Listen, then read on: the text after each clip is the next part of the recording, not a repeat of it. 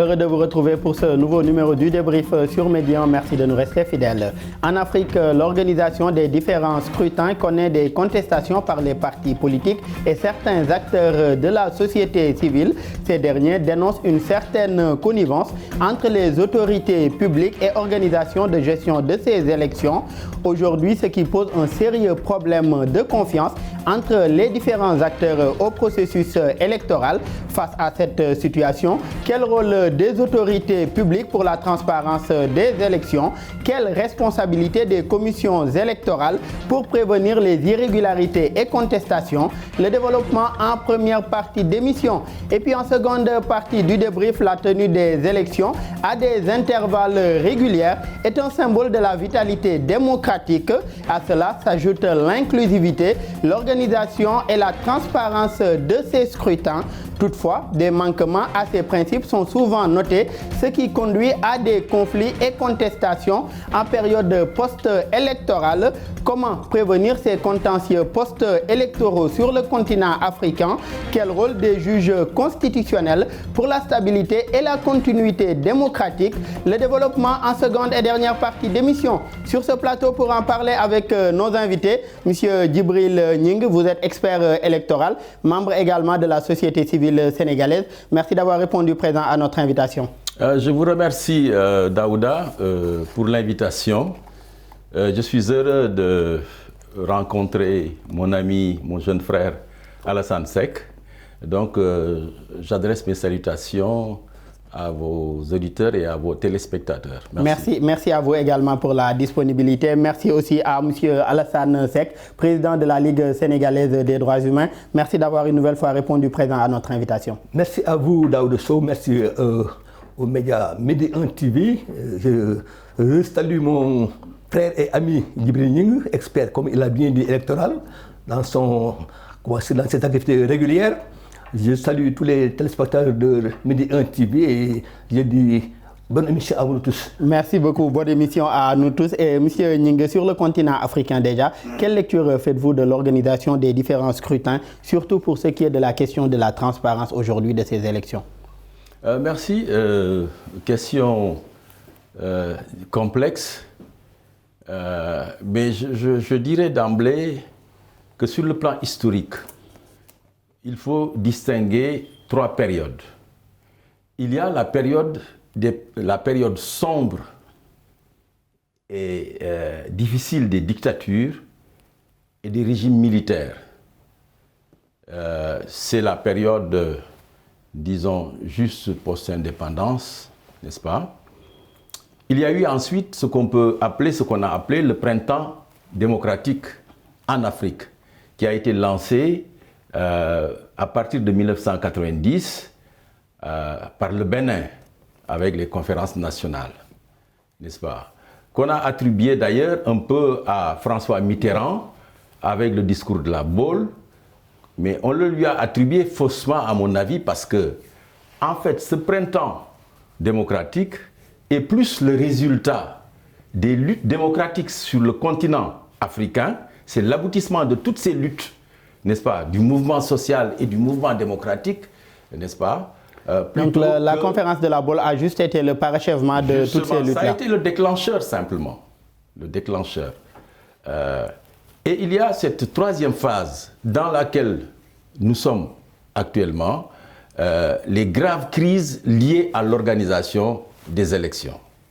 Donc il y a ces différentes phases, à mon avis, qu'il faut distinguer. Et aujourd'hui, qu'en est-il aussi des codes électoraux, puisque dans la plupart, en tout cas, de nos pays, surtout pour ce qui est des opposants, ils ne manquent pas de dénoncer, en tout cas, certains points ou certains articles de ces codes-là. Est-ce qu'ils prennent, ces codes électoraux, prennent-ils suffisamment aujourd'hui en compte les spécificités et inquiétudes des différents acteurs à ce processus électoral? Oui, merci. C'est une question très importante. Il faut dire que dans la première période historique indiquée tout à l'heure, les élections, c'était plus des faire-valoir. C'était des opérations de légitimation et plutôt, donc, elles remplissaient une fonction symbolique et plus une fonction de renforcement des pouvoirs autoritaires en place. Donc, parfois, il n'y avait même pas de code électoral.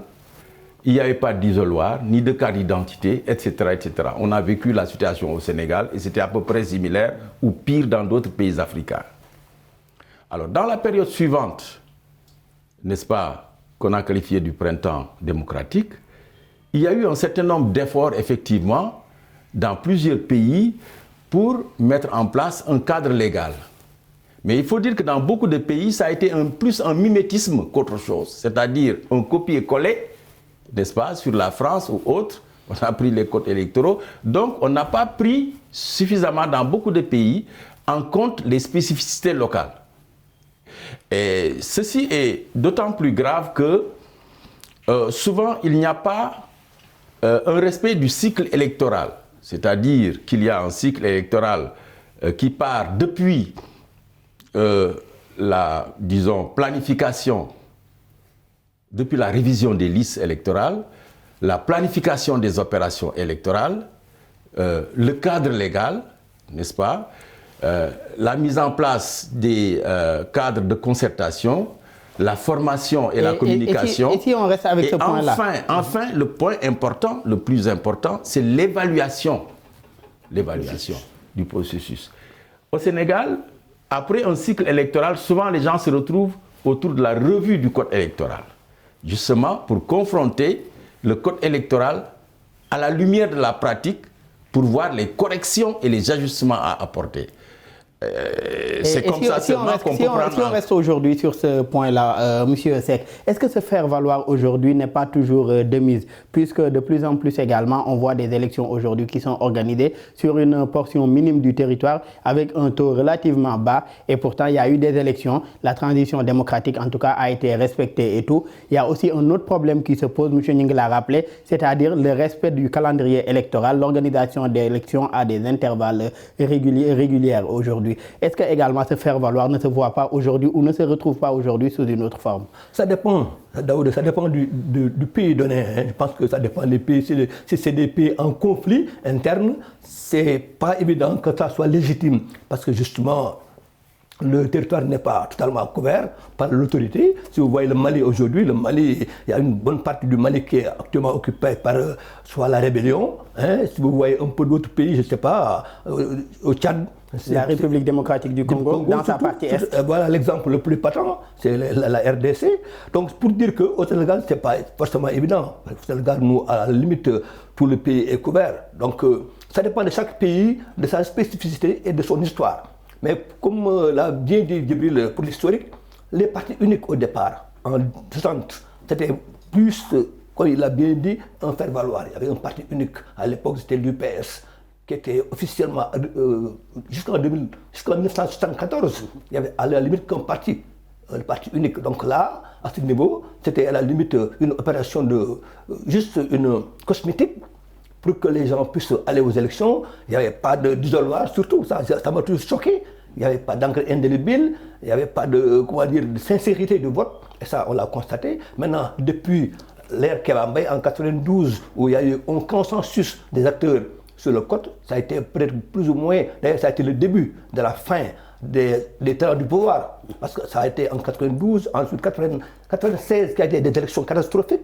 98 au Sénégal toujours. En quelque sorte, le début de la transparence dans l'organisation de ces scrutins. Et les résultats réels qu'on a vus à partir de 98 jusqu'en 2000, qui a été le tournant. Et si on reste sur cette question-là aujourd'hui, la tenue de ces élections dans ces pays-là, elle est confiée à un ministère chargé des élections qui, selon certaines modalités et conditions déterminées, elle est l'institution compétente pour la préparation, l'organisation des opérations électorales et référendaires. Le rôle aujourd'hui est souvent décrié par des opposants africains et des fois par certains acteurs aussi qui se revendiquent de la société civile. Mais déjà, en tant qu'acteur de la société civile et observateur également électoral, quelle lecture faites-vous aujourd'hui de la mission aujourd'hui de ces ministères chargés des élections ou dans certains pays, direction en charge de ces élections? C'est ça le débat. Le débat, c'est la légitimité donc, de ces personnes qui sont à la tête de ces institutions-là. Vous connaissez, il y a la Sénat, il y a la CENI.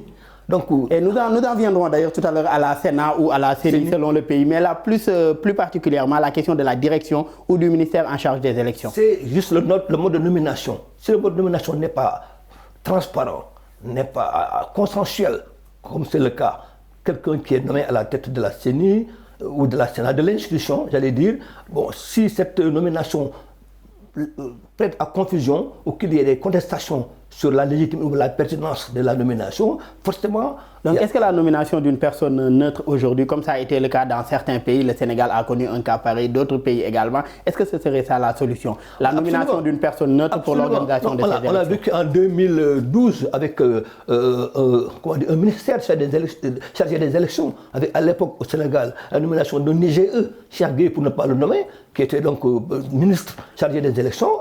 Je pense que ça s'est passé dans les règles de l'art.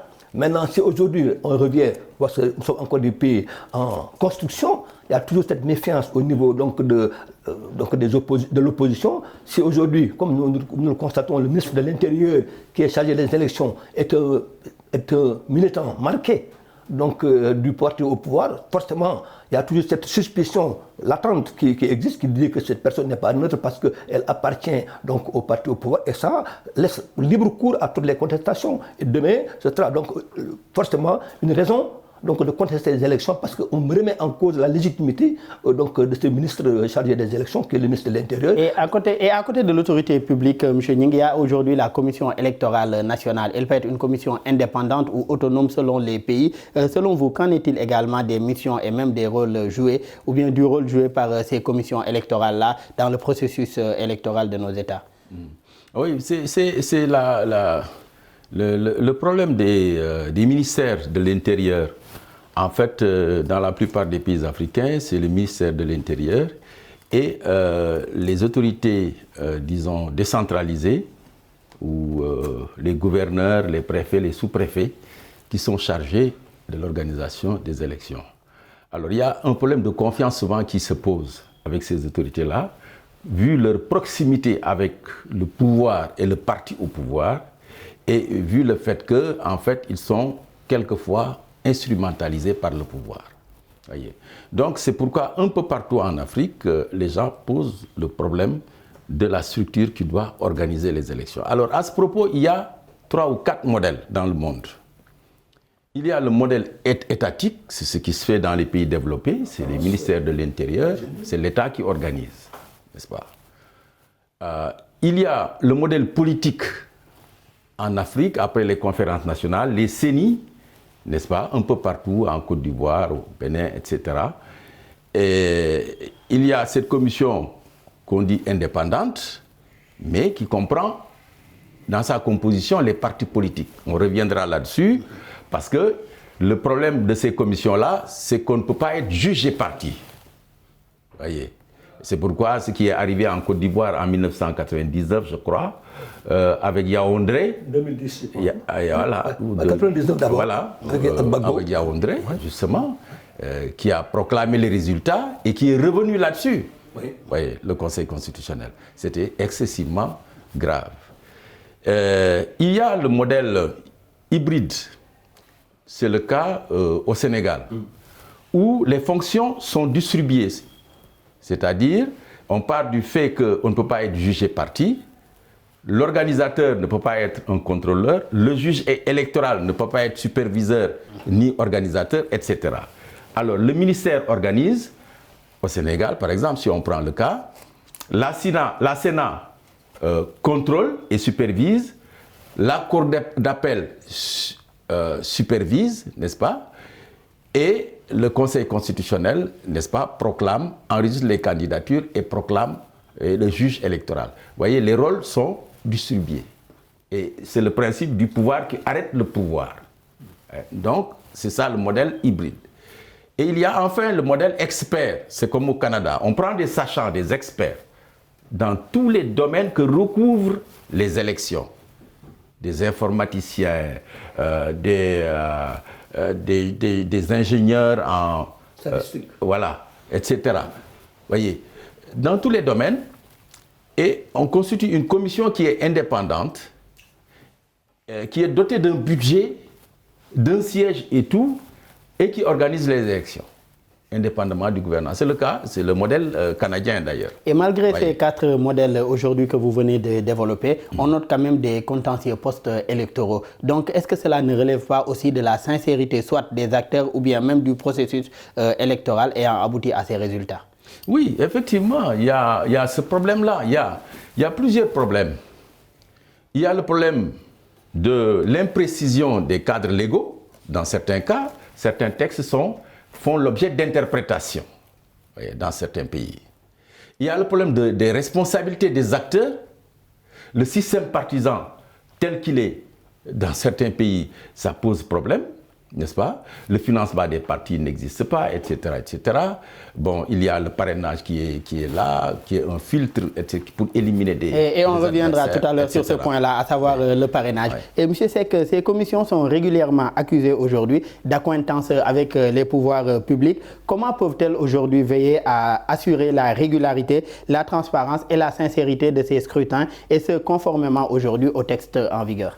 Vaste programme ou question à la limite très compliquée parce que, comme vous dites, la perfection n'est pas de ce monde. Forcément, il y aura des contestations. Je pense que ça dépend de la bonne foi des acteurs. D'abord, que les gens acceptent le principe d'être jugés, qu'on accepte de part et d'autre, que ça soit consensuel, que les nominations soient acceptées. Ça, c'est ne pas faire de forcing parce qu'on est en Afrique avec ses imperfections. L'Afrique est encore dans l'immaturité politique. C'est un apprentissage de longue date, parce que ce n'est pas aujourd'hui, demain, la veille que nous allons accepter tout. Au Sénégal, de plus en plus, ça se bonifie. Parce que je pense que depuis 2000, il n'y a pas eu beaucoup de contestations d'élections. Et c'est tant mieux pour les populations que les gouvernants sont légitimes. Ils ont été élus dans les règles de l'art. Maintenant, la difficulté, c'est l'acceptation. L'acceptation, c'est d'abord la bonne foi. Nous, souvent, on est partagés, nous, société civile, parce que nous sommes au-dessus de la mêlée, nous n'avons pas de parti pris, et c'est tant mieux. Mais nous observons les élections depuis 1996, ça fait maintenant presque 25 ans, 26 ans. Donc, mais comme je l'ai dit, en Afrique, toujours les perdants risquent d'être des mauvais perdants. Parce que justement, c'est d'abord dans leur éducation civique. Donc, est-ce que le problème se situe dans le processus? Puisqu'on a vu en Afrique, vous avez tout à l'heure donné l'exemple du Sénégal, il y a d'autres pays également où aujourd'hui ce sont ces ministères en charge des élections et ces commissions qui organisent, et pourtant des opposants sont arrivés à remporter ces élections-là. Donc, est-ce que c'est un problème de modèle ou bien on en revient encore à la question de la sincérité ou du manque de confiance entre acteurs? C'est vrai que les deux à la fois, mais il faut admettre que ça évolue dans le bon sens. Je pense que dans des pays comme, vous l'avez vu, le Bénin ou... la RDC, même qui était... Le Kenya également. Le Kenya, voilà. Vous avez vu, au Kenya, ça a été... Avec William Ruto qui a été élu. Ça, c'est assez particulier. Voilà. Donc, c'est des cas comme ça qui font qu'aujourd'hui, de plus en plus dans le processus, on va aller vers la bonne situation. Et c'est tant mieux parce qu'il y a un contrôle, comme vous l'avez vu. Il y a des observateurs qui viennent de partout, de l'Union européenne, de l'Union africaine, de la CEDEAO, même à l'interne. Nous, au Sénégal, on a été observateurs récemment au niveau des élections du 31 juillet 2022. Donc, pour nous, c'est vrai que c'est un processus assez élaboré, mais qui est à la limite dialectique. Ça va aller logiquement dans ce sens d'arriver à une situation entre guillemets parfaite. Mais il est évident que pour la bonne foi des acteurs, ce n'est pas évident de prime abord d'affirmer péremptoirement que ça se passe bien. Donc c'est un débat, on verra au fur et à mesure. Il y a beaucoup d'enjeux, comme les élections du Sénégal de 2024, parce que ce sera des tournants très compliqués. Il y aura beaucoup de remous, beaucoup d'activités autour de ça, et on verra bien à l'épreuve de la pratique ce que ça va donner. Et des premières productions, en tout cas de pétrole et de gaz dans le pays, attendues pour l'année 2023, presque un an avant aujourd'hui, cette élection présidentielle-là. Et M. Djibril Gningue, vous avez rappelé tout à l'heure la question du parrainage. Aujourd'hui, qu'en est-il de l'inclusivité, de la franchise de ces codes électoraux, puisque certaines de leurs dispositions, en tout cas, sont contestées. C'est le cas de ce parrainage-là au Sénégal, au Bénin ou dans d'autres pays, comme d'autres dispositions également. Donc, qu'en est-il aussi de l'inclusivité également? Est-ce qu'elle est suffisamment prise en compte dans ces codes et textes législatifs? Tout à fait. C'est très, très important comme question. L'inclusivité commence pas au code électoral, ça commence par les listes. Si on prend le cas du Mali, je crois en 1997, on est allé aux élections avec 50% des listes révisées. En 97. C'est pourquoi ce n'est pas surprenant qu'après les résultats, le juge électoral ait éliminé et,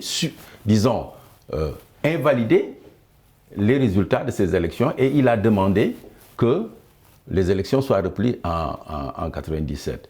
Je crois qu'au Bénin également, en 2002, je ne sais plus en quelle année, c'était le problème. On est allé aux élections avec des listes imparfaites.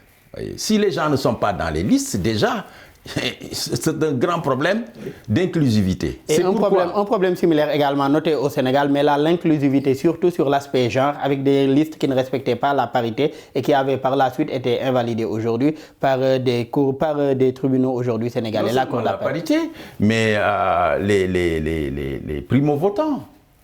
Vous vous souvenez, les primo-votants. Les délais étaient tels que, sur l'inscription des listes, n'est-ce pas? Il fallait s'inscrire avec la carte d'identité. Or, il fallait d'abord aller dans les polices, n'est-ce pas? Service de police, à chercher la carte d'identité et venir faire la queue ici pour s'inscrire. Oui. Donc, les délais ne permettaient pas ça. C'est pourquoi beaucoup de primo-votants, n'est-ce pas, ont été éliminés. Hein? On a parlé de 1 million à peu près de primo-votants qui ont été éliminés. Et certains de ces primo-votants qui avaient pu avoir aussi la pièce d'identité, derrière il était mentionné, ne peuvent pas voter. Voilà. Donc c'était la pièce d'identité sans aujourd'hui la carte électorale. Et M. Seck, qu'en est-il aussi de la responsabilité des acteurs de la société civile que vous êtes pour ce qui est de la transparence aujourd'hui de ces scrutins? Alors, si je reviens un peu à ce que vous dites, la carte d'identité ou derrière... Allez-y, oui, ne peut pas voter. Mais ça, c'est un scandale, parce que je ne peux pas être un citoyen et ne pas être un électeur potentiel. Donc on n'aurait pas dû faire 2 étapes. Ça, même si c'est un prétexte pour dire que le vote est facultatif. Dès l'instant que vous êtes citoyen, vous devez être électeur. Vous devez être électeur, Alors moi j'étais surpris, j'ai vu ça, mais c'est mes enfants même qui ont eu ça. Derrière, le verso homme ne peut pas voter. Ça, pour nous, ça a été fait à dessein. Donc pour nous, il faudra juste éliminer cette phase, parce que dès l'instant que vous êtes citoyen, vous êtes électeur. Pas de définition. Et face à toutes ces imperfections, quelle responsabilité des acteurs de la société civile que vous êtes pour la transparence de ces scrutins? La transparence, tout est lié. Je pense que si les gens sont exclus, on a supposé que c'est de façon délibérée, donc ça nous pose un problème de sincérité au résultat. Parce que ces gens qui veulent voter, qui sont allés s'inscrire, on ne leur demande pas de faire la navette encore une deuxième fois pour aller se réinscrire pour la carte électeur. Donc pour nous, il faudrait que les gens jouent le jeu, qu'il n'y ait pas de calcul derrière, que ça soit transparent, mais surtout que ça soit régulier. Pour nous, je l'ai dit tout à l'heure, je l'ai répété, on ne peut pas être citoyen et ne pas être électeur. Et au niveau continental, aujourd'hui, l'Union africaine s'est dotée d'une charte africaine de la démocratie, des élections et de la bonne gouvernance. Quelle efficacité d'un tel mécanisme, surtout pour les États partis? Le problème en Afrique, c'est l'application de ces chartes. La CEDEAO, nous, on a rencontré les gens de la CEDEAO au mois de juillet passé, mais ils étaient scandalisés qu'on ait pu mettre derrière ne peut pas voter, Donc pour vous dire que malgré les chartes, malgré les professions de foi, si l'État concerné n'accepte pas d'appliquer les règles, mais je pense que nous sommes voués à toujours ces contestations et ces difficultés, malheureusement. Et M. Ning, vous aviez donné tout à l'heure l'exemple du Mali aujourd'hui, du juge constitutionnel malien qui avait eu à annuler un scrutin aujourd'hui. Qu'en est-il face à tous ces contentieux post-électoraux qui sont notés? Quelle responsabilité de ces juges constitutionnels pour la continuité démocratique et également aujourd'hui la stabilité dans ces pays? Oui, je veux dédouaner en partie les juges électoraux. Je les dédouane en partie en revenant sur les listes électorales. Vous voyez, c'est la base des élections. Le monsieur Seck disait tout à l'heure que lorsqu'on est majeur, les nouveaux majeurs, on doit être basculé dans la liste électorale. C'est ce qui se fait dans les pays développés. Et on vous apporte chez vous votre carte. Vous n'allez même pas chercher. Or, en Afrique, vous le savez très bien, nous avons le problème des états civils. On ne sait pas quels sont les morts, quels sont ceux qui sont nés, quel est l'état de l'état civil. L'état de l'état civil n'est pas... Alors, on a des financements de l'Union européenne et autres, comme le Sénégal, même le Sénégal. Et d'ailleurs, pour ce qui est de ce problème de l'état civil, est-ce qu'aujourd'hui, le numérique, le digital, ou bien même la technologie, en tout cas, ne pourrait pas constituer doublement une solution pour cette question de l'état civil, mais également même pour la transparence des scrutins, puisque dans les pays développés aujourd'hui, ils en sont même arrivés à un vote électronique. Est-ce qu'aujourd'hui, la technologie ne pourrait pas constituer une solution? Tout à fait, tout à fait. d'ailleurs, l'Union européenne au Sénégal a financé justement le Sénégal pour digitaliser l'état civil. Hein, depuis, ça commence à dater, ça fait 3 ou 4 ans, je ne sais pas ce que le financement est devenu d'ailleurs. Le projet s'appelle projet NECAL et a été lancé d'ailleurs officiellement dernièrement par le ministre en charge des Voilà, mais on ne voit pas territoriales. concrètement. Parce que qu'est-ce qui se passe en France, par exemple? En France, la liste électorale est connectée à l'état civil et est confiée à l'INSEE, à l'Institut national des statistiques. Donc, vous voyez, il y a là aussi une séparation des pouvoirs, des fonctions. Voyez. Et ça pose le problème de la confiance. Donc, les acteurs ont confiance.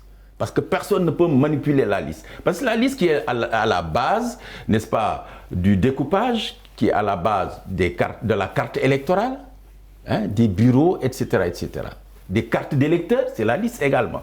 Or, ces 3 éléments, la liste électorale, donc le fichier, et ces listes, ensuite, listes électorales, la carte électorale et les cartes d'électeurs, ce sont 3 instruments fondamentaux pour les élections. Et 3 instruments fondamentaux aujourd'hui qui sont souvent source ou bien en tout cas sujettes à des contestations après ces élections, ce qui relève aujourd'hui de certains contentieux post-électoraux. Et ce sera la thématique en seconde partie d'émission.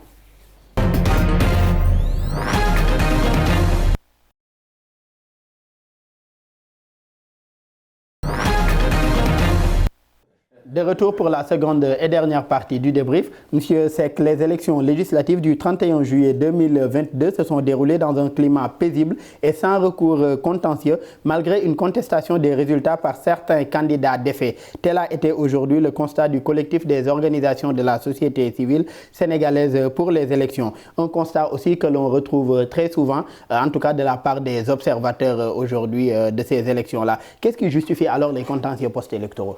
Oui, au Sénégal, c'est moins évident parce que, comme je l'ai dit, moi j'ai été observateur, j'allais dire, de ces élections du 31 juillet, mais au finish, comme vous l'avez dit, c'est la première fois dans l'histoire du Sénégal que ça soit presque un 50-50.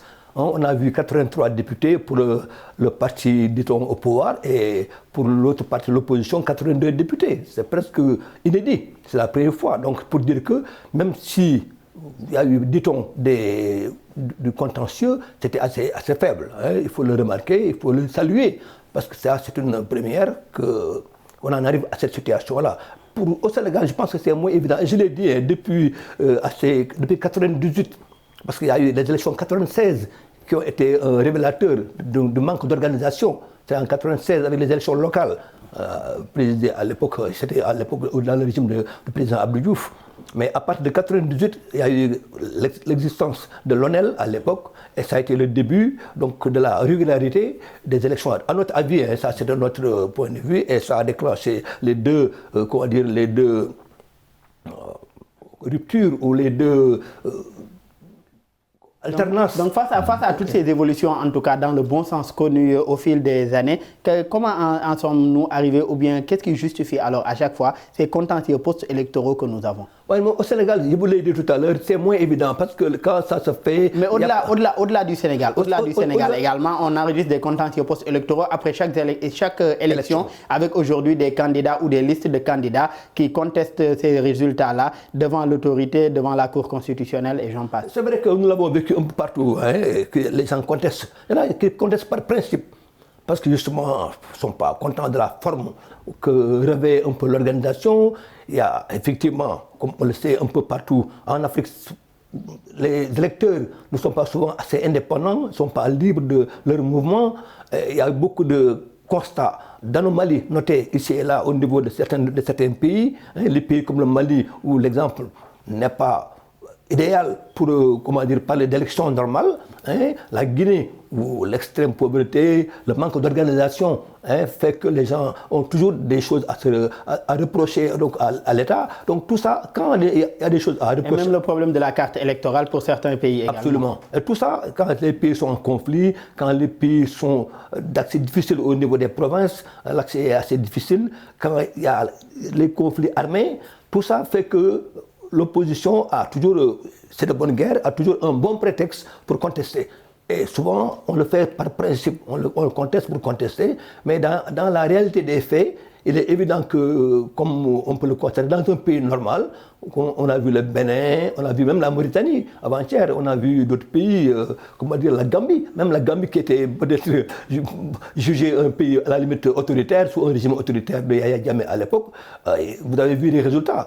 Quand ça s'est passé avec le minimum de régularité, le président Yahya Jammeh a perdu. Et il a remarqué, heureusement, que donc, de plus en plus, on peut croiser les doigts et imaginer qu'en Afrique, on va aller de plus en plus vers des élections qui auront moins de contestations possibles. Et moins de contestations possibles. Monsieur Gningue, est-ce que donc le problème ne se situe pas surtout dans la phase préélectorale? C'est-à-dire, est-ce qu'il n'y a pas eu de manquement aujourd'hui dans la phase préparatoire de ces scrutins-là? Le fait qu'on en arrive aujourd'hui, il a donné l'exemple de plusieurs pays où aujourd'hui les manquements n'étaient pas de nature en tout cas à entacher la régularité ou la fiabilité des résultats. Mais aujourd'hui, la plupart de ces contestations-là, est-ce qu'elles ne relèvent pas aussi du fait que des manquements aient été notés lors même de l'organisation? Oui. Effectivement, comme vous dites, des fois c'est en amont, des fois c'est dans le scrutin même, et des fois c'est dans le processus. Vous voyez. Au Sénégal, il y a de moins en moins de problèmes, par exemple, dans le scrutin. Vous voyez, le ministère a suffisamment de métiers, suffisamment d'expérience, n'est-ce pas? Les préfets, les sous-préfets, dans la mise en place du matériel et dans l'organisation. Mais c'est plutôt dans le processus qu'il y a des points de vulnérabilité et souvent des faiblesses à tel ou tel niveau, n'est-ce pas? Par exemple, en 93, le Code Kéba-Mbaye, le fameux Code Kéba-Mbaye, dès 93 a révélé, par exemple, un point de vulnérabilité. C'est ce qui a coûté au Sénégal, d'après mon analyse, l'assassinat de la démission d'abord de Kéba-Mbaye lui-même, l'assassinat de Maître Babacar Seye, et ensuite, Madame Andrésia Vaz a fait presque 1 ou 2 semaines sans pouvoir publier les résultats. Qu'elle a envoyé justement tel quel au Conseil constitutionnel. Vous voyez, pourquoi? Parce que simplement dans le code justement Kéba-Mbaye, vous savez, les commissions de recensement, il y avait deux magistrats. 2 magistrats et 2 ou 3 magistrats, 3 pour être impair, mais il n'y avait pas la disposition disant que les partis politiques n'assistent pas aux délibérations. Ils peuvent discuter, faire leurs observations, les faire inscrire au PV, mais pour la délibération, les 3 magistrats se retirent. Et lorsque il y a en fait même mésentente à leur niveau, ils votent. Et c'est pourquoi le nombre impair là-bas, 3, est important. Bien sûr. Parce qu'il y aura une majorité. Vous voyez, pour qu'il y ait une décision. Alors, puisqu'il n'y avait pas cette disposition-là, donc ce code dont on se glorifie au Sénégal, dès 1993 a montré sa faiblesse. Oui. Alors, à plus forte raison, dans d'autres pays africains, comme je vous dis, le cadre légal a des faiblesses telles que, justement, ça crée des blocages, n'est-ce pas? Comment remédier à ces faiblesses et manquements-là aujourd'hui, dans le cadre légal? Bon, dans le cas du Sénégal, on s'est vu, parce qu'il y a suffisamment de ressources en matière électorale, n'est-ce pas, d'expertise. Les gens ont vu tout de suite la faille, n'est-ce pas, en voyant qu'on ne peut pas être juge et parti, comme je vous disais. Les partis politiques ne peuvent pas siéger, faire leurs observations et participer aux délibérations. Parce que là, c'est le truc qui continue, les contestations, ici et là, la violence, etc., etc. Mais je voulais revenir sur un fait. C'est qu'il y a une stigmatisation, en fait, des pays africains en matière électorale. Pour aller un peu dans le sens de mon ami Alassane. Vous voyez, on a voulu dire, on a essayé d'accréditer l'idée selon laquelle, en fait, les pays africains seraient, disons, les pays où il y a des altérations du processus électoral, les fraudes et la violence. Voyez. Alors, on a vu sous Al Gore les États-Unis, des pays qui sont qui est la première référence en fait démocratique dans le monde. Et même plus récemment sous Donald Trump, avec la contestation des résultats du scrutin et l'appel et le fait de dénoncer une fraude aujourd'hui lors de cette présidentielle. Voilà. Donc, l'autre point de stigmatisation, c'est qu'on a tout fait pour essayer d'accréditer l'idée selon laquelle les pays africains seraient immatures à la démocratie. Voyez, en partant du fait que dans la période de régime de parti unique, n'est-ce pas, les élections étaient des faire-valoir, étaient plutôt pour renforcer des mécanismes de légitimation des pouvoirs en place, n'est-ce pas, des régimes autoritaires. On part de là et on généralise, on dit ils sont immatures. Mais on a vu dans la période, n'est-ce pas, faste, à partir de 1990, que les pays africains étaient bien capables, n'est-ce pas, en matière électorale, et c'est pourquoi il y a eu plusieurs alternances en Afrique. Voyez. Par conséquent, c'est une question dynamique, perfectible, n'est-ce pas? Et il faut remettre l'ouvrage sur le métier chaque fois, corriger, réajuster pour arriver, n'est-ce pas, au bon résultat. Il me semble qu'il y a deux choses qui sont essentielles. C'est que les résultats puissent être acceptables par tous les acteurs. Donc tout le travail doit avoir pour objectif cela. Et ensuite, il faut donc pour ça que le juge électoral soit impartial. Ce n'est pas toujours le cas. Le cas de la Côte d'Ivoire, il y a André, le juge constitutionnel. Au Sénégal, on a vu la dernière fois avec les listes titulaires, suppléants. Avec des listes lors de la dernière élection, des élections législatives, des listes aujourd'hui de l'opposition, la liste des titulaires invalidés et celle des suppléants aujourd'hui validée. Donc l'opposition a été obligée aujourd'hui de concourir au niveau national avec une liste des suppléants avec les titulaires invalidés. Et aujourd'hui, pour prévenir tout cela aujourd'hui, par rapport à tout cela, autant pour moi, comment prévenir ces contentieux post-électoraux? Surtout vous les acteurs de la société civile, puisque vous êtes beaucoup dans ce combat-là également, et à chaque fois qu'il y a instabilité aussi, vous menez en tout cas la médiation au sein des différents acteurs. Mais comment aujourd'hui arriver à prévenir ces contentieux post-électoraux? Ça c'est une bonne question, mais une question très difficile, parce qu'on ne peut pas prévenir l'inconnu. Vous voyez, c'est vrai que c'est des processus, comme l'a bien dit Djibril, des processus où on corrige au fur et à mesure, qu'on tende vers la perfection. C'est un vaste programme, à la limite. Mais comme je l'ai dit, au fur et à mesure, Sénégal, on avance. Comparé à d'autres pays, on est loin devant. Mais il est évident qu'on ne peut pas tout de suite dire que nous allons vers des élections sans contestation. On ne peut pas le dire en amont. Ça ne se fera qu'à l'épreuve de la pratique.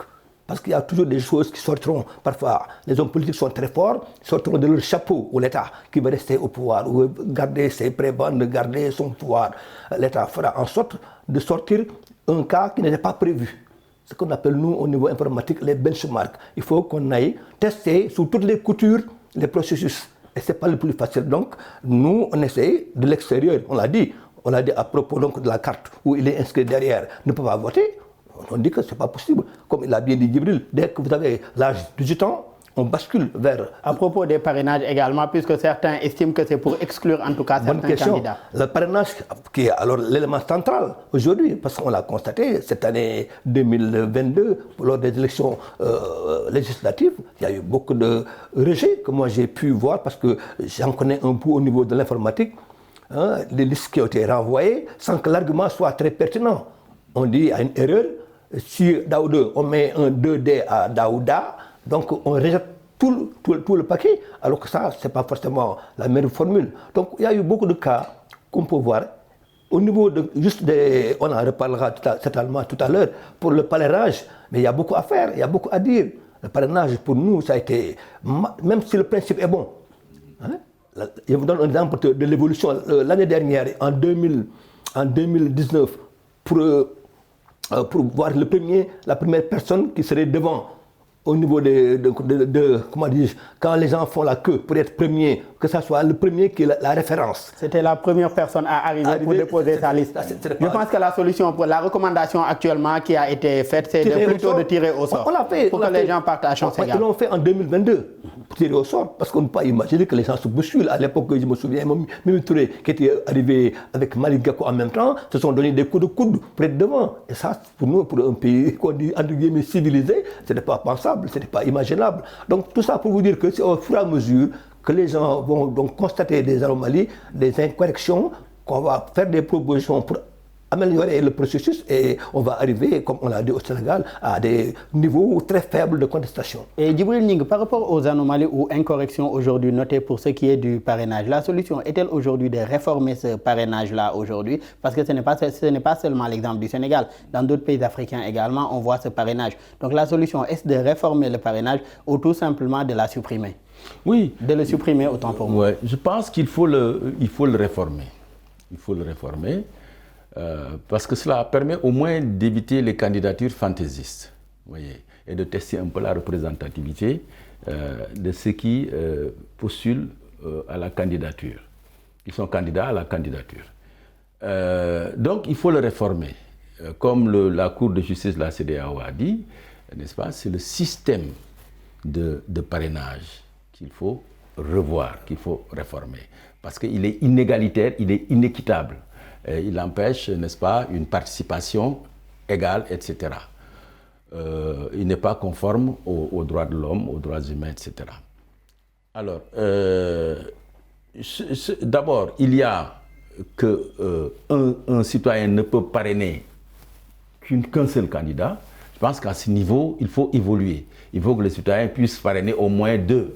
Au moins deux, trois. Au moins deux. Ou plutôt sensibiliser aussi ces populations-là, parce que certains ont parrainé deux, voire même plus, sans savoir même que c'était un délit. Ne savent même alors pas. Qu'ils peuvent être condamnés pour ce fait-là. Ne savent même pas. Et cela va diminuer la question des doublons.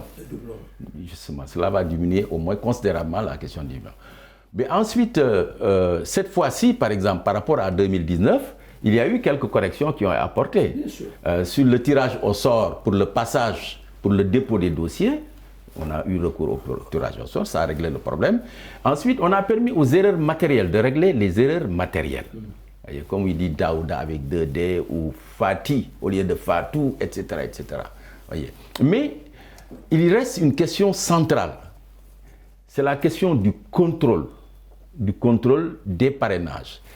Tant que ce sera un contrôle ex ante, c'est-à-dire les gens vont recueillir les parrainages pour que par la suite seulement on contrôle, il y aura des problèmes. Il faut que le contrôle se fasse de façon simultanée.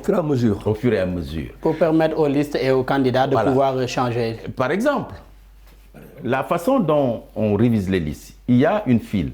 Les gens viennent devant l'ordinateur, vous donnez votre carte d'identité, etc. On enregistre, on pose des questions, etc.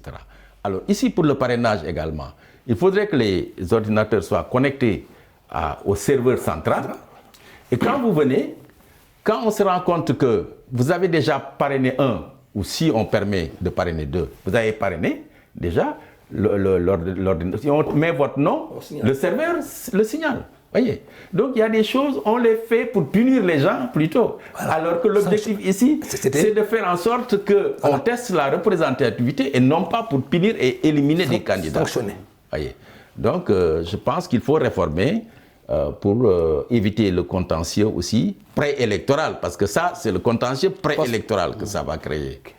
Et même post-électoral après. Ah, bien sûr, forcément. Et pour ce qui est de ces contentieux aujourd'hui post-électoraux, comment est-ce qu'elles peuvent être des facteurs en tout cas qui font courir au processus électoraux africain un risque élevé de crise sociale? Puisqu'on a vu aussi certains conflits, en tout cas post-électoraux, arriver même à des tensions qui ont abouti à des morts d'hommes. On a connu le cas en Guinée-Conakry où ça a abouti même au coup d'État mené par le colonel Mamadi Doumbouya. Forcément, vous voyez, quand il y a contestation, il n'y a pas de limite.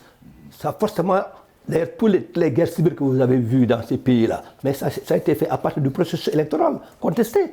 Donc, il est recommandé, on l'a bien dit, que tout soit acceptable, tout soit accepté, que ça soit consensuel, que les acteurs acceptent le principe. Mais si, comme on l'a vu au Sénégal, en 2022, cette année, la contestation forte qu'il y a eu avec les deux listes, les suppléants, pour des arguments, pour nous c'était des arguments, comme l'a bien dit Djibril, c'était des sanctions. Quand quelqu'un veut le contrôler, mais s'il a fait une faute, il n'a qu'à corriger. Parce que l'esprit, c'est moins de sanctionner que d'accepter sa représentativité. Qu'on ne peut pas rejeter quelqu'un et puis rejeter tout en même temps. Donc il faut que dans l'idée, qu'on ne parle pas de sanctions. Et d'ailleurs, cette année, les deux principaux acteurs que sont l'opposition radicale, le Yewwi Askan Wi et l'État, le Benno Bokk Yakaar, en ont fait les frais cette année. Donc pour dire que l'idée est plus d'accepter le parrainage que de sanctionner la coalition qui est concernée. Donc il faut que dans l'esprit, que les gens ne se regardent pas en chien de faïence. Nous, on avait pensé... Revoir la question de la sincérité aussi du scrutin et des acteurs. Mais nous, on avait pensé d'ailleurs que le dialogue politique qui avait existé auparavant en 2016 d'abord et ensuite en 2019, Djibril était un des membres observateurs. On avait imaginé que ce dialogue allait adoucir un peu, à la limite, les esprits, qu'il y ait moins de radicalité, qu'il y ait moins de tension, que les gens acceptent de dialoguer et de faire des propositions. Mais est-ce que ces dialogues politiques ou dits inclusifs également ne constituent pas un problème dans la mesure où la plupart, en tout cas, une partie assez représentative de ces opposants-là ou bien de l'opposition de ces pays n'y participe pas. Donc ils ne reconnaissent pas les résultats issus de ces dialogues. C'est ça la grande difficulté au Sénégal. C'est que ça a été le cas également dernièrement au Tchad. Voilà. C'est cette radicalité que les gens, pour mille raisons antérieures, refusent de jouer le jeu. Parce que pour nous, l'esprit, c'est toujours de dialoguer. Nous, en tant qu'observateurs, partisans de la paix, nous demandons qu'il y ait toujours une rencontre avec des personnes, pour nous, qui sont assez réfléchies, qui sont mûres, qui peuvent accepter de dialoguer. Parce qu'on a dit que toutes les guerres se terminent autour d'une table. Donc pour nous, l'esprit, c'était de dialoguer, de participer. Parce que les absents ont tort. Moi, non, je l'ai toujours dit que les absents ont toujours tort. Il faut que je sois présent, que je donne mes idées, que j'accepte à la fin les conclusions ou non, mais en tout cas que je n'étais pas absent. Parce que l'absence pour nous, c'est une forme de démission pour nous, et un de combat d'arrière-garde. Parce qu'il faut accepter de s'ouvrir, de jouer le jeu, de donner ses positions et de les assumer. Mais de là à couper court, pour nous, on va vers l'impasse. Éviter donc cette politique, en tout cas, de la chaise vide. Djibril Gning, vous êtes expert électoral, je le disais en introduction, également membre de la société civile sénégalaise. La compétition électorale aujourd'hui, ça devrait être des moments, en tout cas, de test de la vitalité démocratique de nos États. Mais qu'est-ce qui justifie souvent les tensions notées, que ce soit en période préélectorale, électorale et même post-électorale, alors que ça devait être plutôt un moment, en tout cas, qui rappelle la vitalité démocratique de ces États et de leur processus démocratique. Mais souvent, on a comme l'impression que c'est plus des moments de bataille, de tension et autres, plutôt qu'aujourd'hui des moments de test de cette vitalité démocratique. C'est ça. Il y a l'environnement politique, à mon avis. Il joue beaucoup. L'environnement politique qui joue beaucoup. Voyez. Si la gouvernance, il y a des problèmes dans la gouvernance. Dans la gouvernance, on fait tout pour fermer l'espace politique et civique. On emprisonne les gens, on emprisonne les journalistes, on les menace, on organise la disparition, l'assassinat, etc., etc. Il est clair que là, on crée un climat de tension palpable, délétère, propice, n'est-ce pas, à déjà, non seulement à la rupture de la confiance, du dialogue, mais à la confrontation. Voyez. Alors, mais je voulais ajouter quelque chose à la question que vous avez posée à Alassane. Pour ce qui est de cette question à M. Alassane Seck, je lui demandais tout à l'heure comment prévenir aussi ces contentieux post-électoraux. Voilà. Ça, comment prévenir? Il faut, c'est vrai que c'est un vaste programme, mais déjà le cas du Sénégal est un cas d'école très intéressant. Parce qu'il y a, si vous regardez le code électoral, une approche consensuelle. Déjà, dans le bureau de vote, tous les partis sont représentés. Et ils sont signataires du PV. Et lorsque le PV est perdu, les PV détenus par les 2/3 font foi, etc. Voilà des choses qui sont de nature, à mon avis, et toutes les réclamations sont permises. Mais ces principes, que vous énumérez, M. Ning, comportent également des limites. Je vous donne juste un exemple. Lors de certaines élections, c'est le principe. Toutes les partis ou bien tous les partis ou bien toutes les coalitions en liste devraient être représentées. Mais on voit des fois que c'est moins de la moitié même de ces listes ou coalitions qui sont représentées effectivement dans les bureaux de vote. Très bien. Justement, ça, c'est le problème du financement des partis politiques. Oui. Parce que c'est les partis, si vous faites attention, qui ont des moyens, les grands partis, qui sont représentés. Les autres ne le sont pas. Donc, le dialogue politique passé, d'ailleurs, a adopté un texte très intéressant en matière de financement des partis politiques. Il y a un certain nombre de critères qui ont été mis en place, n'est-ce pas, pour financer les partis. Je pense que le moment est venu pour arriver à cela, et cela permettrait à tous les partis de pouvoir justement se faire représenter, non seulement au niveau du bureau de vote, mais à tous les échelons. Au plan départemental, au plan national, etc. Parce qu'il y a des commissions de recensement aussi au plan départemental, où les partis sont représentés. Il y a au plan national également où les partis sont représentés. Même dans le plan de ramassage des PV, n'est-ce pas? Dans les 15 000 bureaux de vote, par exemple, au Sénégal, le plan est communiqué 72 heures avant aux partis politiques.